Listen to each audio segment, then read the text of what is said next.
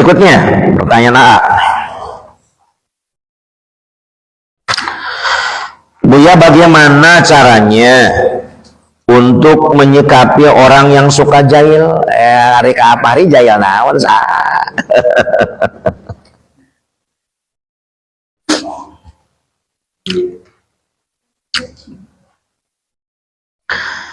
Buya, bagaimana caranya untuk menyikapi orang yang suka jahil? Baik.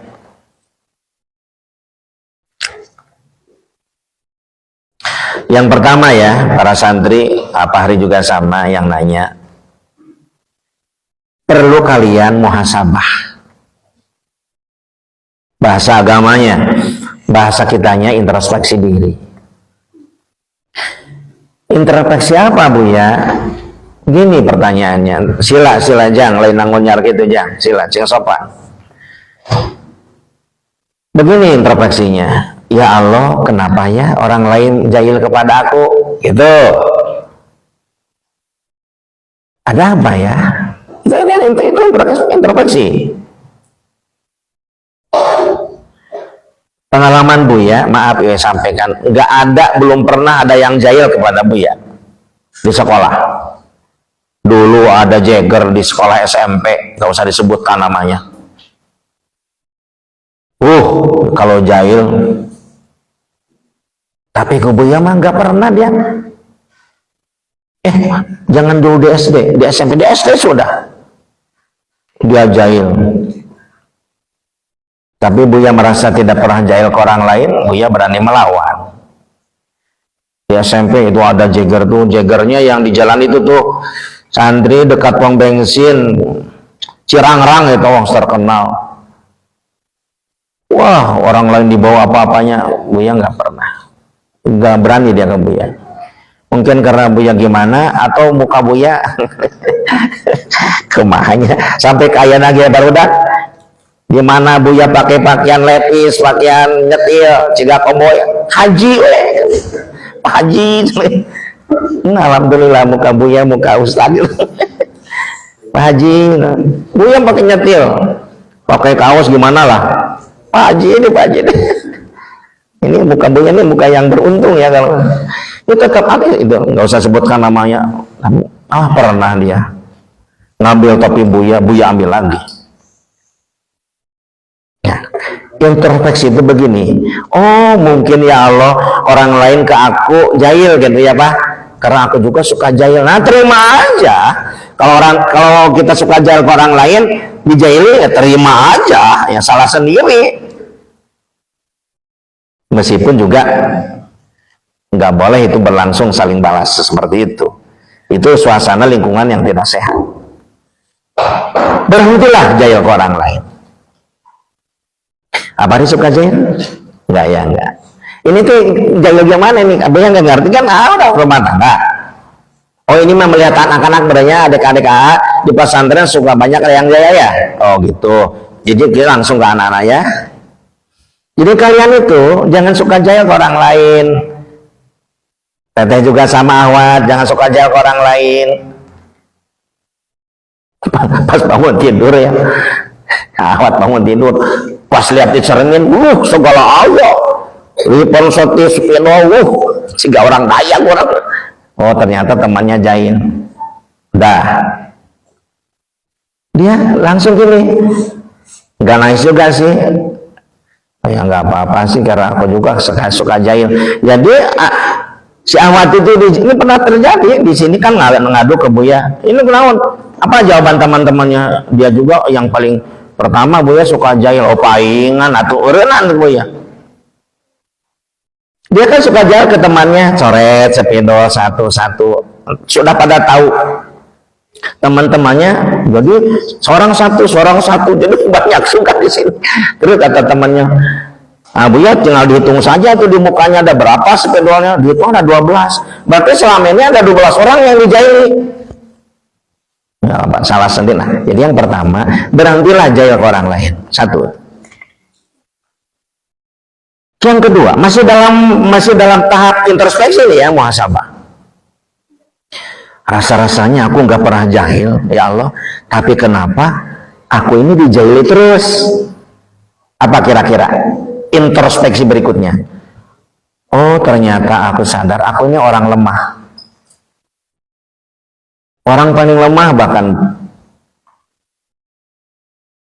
jarang bicara, nggak pernah punya pendapat. Rasa malu aku ini malu yang tidak jelas juga nih, tidak berdasar. Aku punya itu, aku jarang bergaul. Oh, pantas aku ini menjadi objek jahil mereka. Nah, robahlah menjadi orang yang menjadi bukan orang yang objek penderita. Meskipun tidak jadi subjek penentu, ya jangan jadi objek penderita. Kita mulai gaul dengan teman, kita mulai ngobrol. Ya dong, kalau kita misalkan dalam suatu lingkungan kita tidak pernah gaul, kita menyendiri terus, kita tidak punya pendapat, itu jadi objek penderita, dijailan. Nggak mau kan kita jadi orang lemah, bisanya cuma nangis ke ibu, lapor ke ibu, ngomong. Kita laki-laki termasuk juga awal, ya. Aduh, ini kita ini lemah, maka harus gaul, harus pintar gaul jadi orang. Harus support, ya, jangan ego. Ini orang-orang yang lemah, yang tidak bergaul, biasanya di objek penderita. Itu dalam tahap introspeksi. Ya, ini pertanyaan aja berkenaan dengan itu, ya. Yang pertama. Yang kedua, santri, bagaimana ini mensikapi orang-orang yang suka jahil? Yang kedua, Buya mau nanya ke kalian, apakah sifat jahil itu termasuk kemunkaran? Termasuk kemunkaran? Ya iya dong, kenapa nggak jawab? Itu kemunkaran, perbuatan buruk itu, yang bisa menimbulkan bahaya, bahkan bisa menyangkut menghilangkan nyawa seseorang. Ada seorang anak, ini kisah di pesantren lain, paling takut dia dengan tikus. Satu itu. Yang kedua, dia punya riwayat penyakit jantung dari kakeknya. Dia paling kaget kalau pernah beberapa kali pingsan. Ini cuma salahnya itu orang tuanya tidak bilang ke guru atau kepala sekolah, dan guru nyampaikan ya harusnya ke murid. Jadi penyakit jantungnya itu seolah-olah tidak pada tahu teman-temannya. Kalau dia dapat yang kaget itu pingsan, apalagi yang sangat ditakutinya. Di pesantren itu banyak tikus, kemudian disebarlah lem tikus, pakai kardus, pakai triplek dan sebagainya. Nah, pada saat bangun tidur untuk sholat subuh, teman-temannya santri pada bangun, ini laki-laki. Ada tikus yang besar didapat dari si lem yang itu, ya didapat. Tikus yang sudah kena lem itu disimpan di temannya yang masih tidur, yang takut oleh tikus itu. Wah, sini mah takut oleh tikus, sok simpan tikusnya di sana. Padahal tikusnya sudah kena lem. Pas bangun dia langsung melihat tikus yang besar, tidak tertolong, koroner. Innalillahi wa inna ilaihi meninggal. Hati-hati kalian, jangan pernah jahil. Makanya Buya menyampaikan bahwa jahil itu ada sifat buruk dan kemunkaran. Nah, kalau kita melihat kemunkaran, kembali kepada hadis, man ra'a minkum munkaron falyughayyirhu biyadihi, fa illam yastati fa bilisani, fa illam yastati fa biqalbihi wa huwa adaful iman. Jadi kalau ada kemunkaran di sekitar kalian, ya, kalau mungkin dengan tangan, kalau mampu, kita bisa dengan tangan kok. Karena yang jahil itu kan anak-anak SD, kita SMA misalkan. Itu jangan sini. Meskipun tidak boleh juga menjentik dan sebagainya, itu hak guru. Mukul dan sebagainya nggak boleh.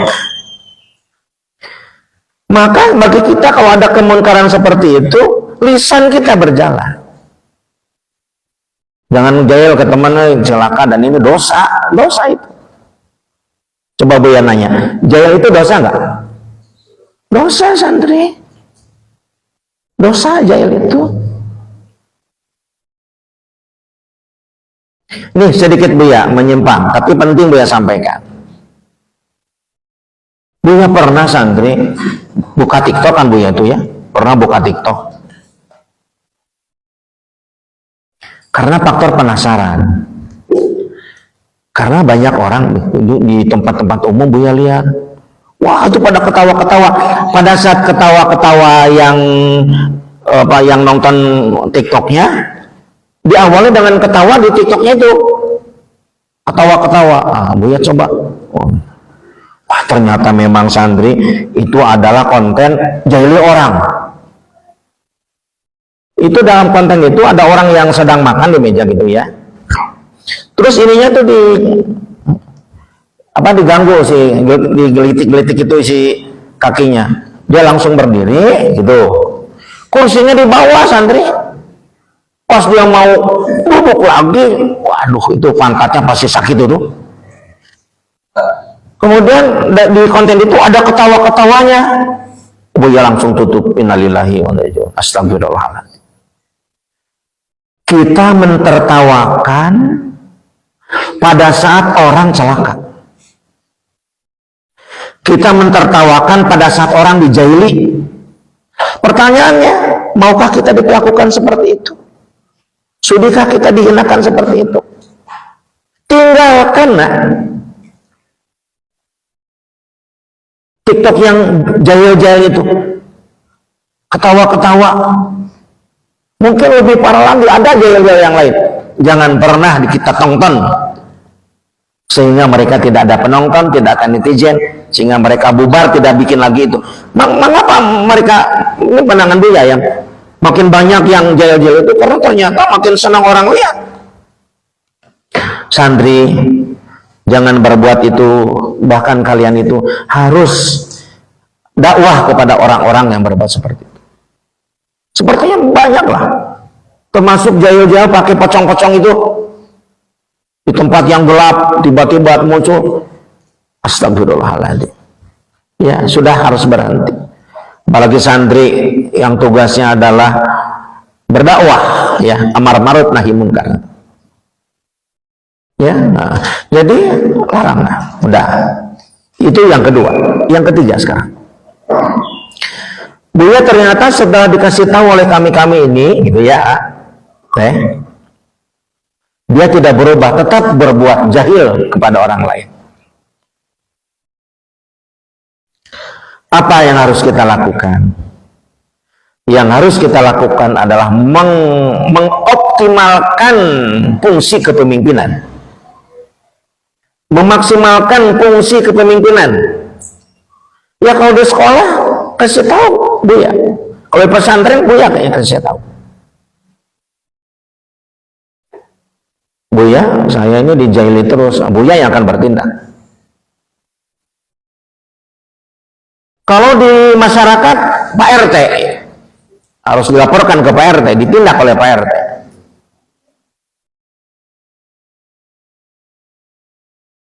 Jadi untuk apa ada pemimpin?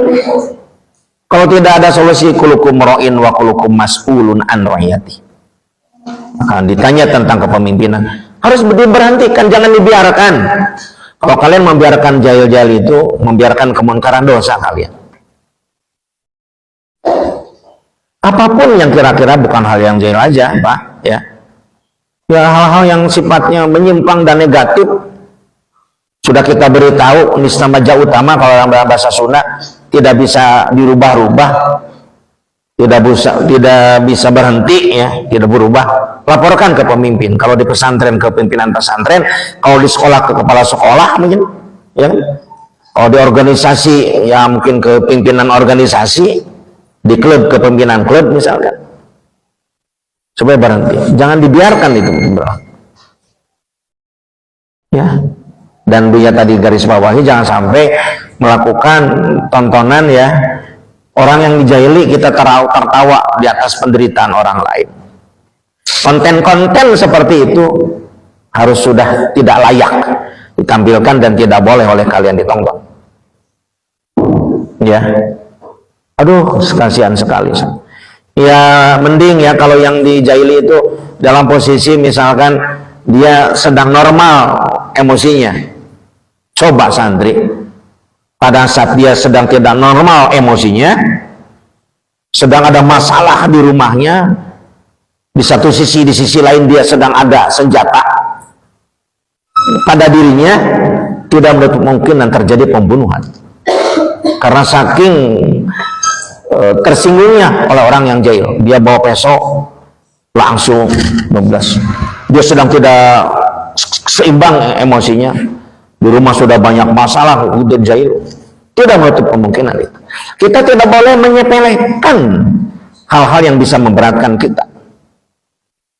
Tidak boleh, di pesantren tidak boleh terjadi, karena pesantren itu adalah pionir kebaikan, pionir kemaslahatan, pionir kebenaran. Kalau di pesantren sudah berlangsung hal-hal yang tidak sesuai, kepada siapa Allah berharap? Masyarakat kita itu yang tidak dibimbing dengan agama sudah begitu sangat jauh dari bimbingan moral sekalipun, jangan berbicara agama. Nah, kita inilah yang akan menjadi ujung tombak nanti, bagaimana membetulkan kondisi itu menjadi kepada kemaslahatan dunia dan akhirat, ya.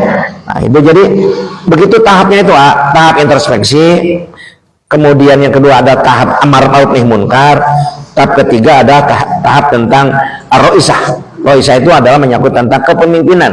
Laporkan itu, jangan dibiarkan itu. Karena hanya pemimpinlah yang bisa dengan tangan, biadih, dengan tangan. Adalah ngumpetin apa, umpetin buku, umpetin pulpen, sandalnya diumpetin, macam-macam. Astagfirullahaladzim. Kalau yang masih berlangsung, cepat hentikan, ya, cepat hentikan. Sebelum kejadian kalian itu nanti dosanya di hadapan Allah dan celaka.